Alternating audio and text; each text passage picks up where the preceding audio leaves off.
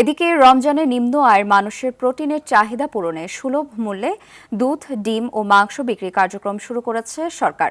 সকালে রাজধানীর মহাখালীতে এর উদ্বোধন করেন মৎস্য ও প্রাণী সম্পদ প্রতিমন্ত্রী সুলতান সালাউদ্দিন টুকু। তিনি জানান, এবার 10 লাখ পরিবার কম মূল্যে দুধ, ডিম ও মাংস কিনতে পারবেন। মহাখালী ছাড়াও উত্তরা, আজিমপুর, মিরপুর সহ রাজধানীর 25টি স্পটে রমজান জুড়ে এ কার্যক্রম চালু থাকবে।